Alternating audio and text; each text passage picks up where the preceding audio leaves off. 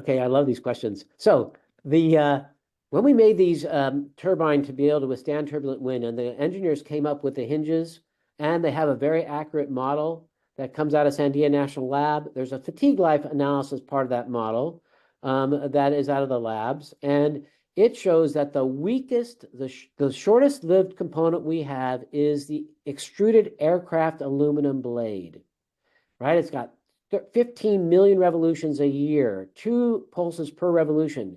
It's expected to last 74 years.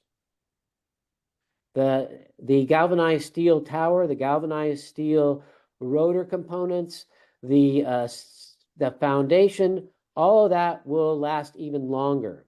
So every 20 years, you have to replace the bearings on the generator and on the drive shaft. You have to replace the power converter. There's a small amount of fiberglass in the transition fairings. You'll have to replace that. You'll probably have to replace the pins in the hinges.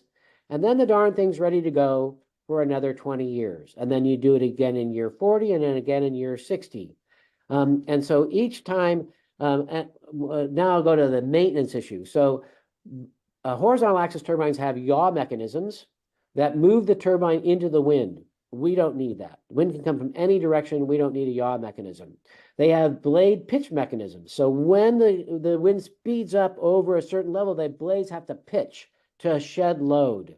We don't need that either. We don't have them. Our blades are stationary as they spin around. Our only maintenance is on cartridges, grease cartridges on the drive shaft and on the generator. Well, you know, cartridges are very easy to replace. And then the other replacement we need occasionally to do is the air filters to filter out the dust that comes into the nacelle. So that's it. It's really simple, and it's near the ground, so it's much easier. We expect our maintenance cost to be half the cost of the tall turbines per megawatt installed.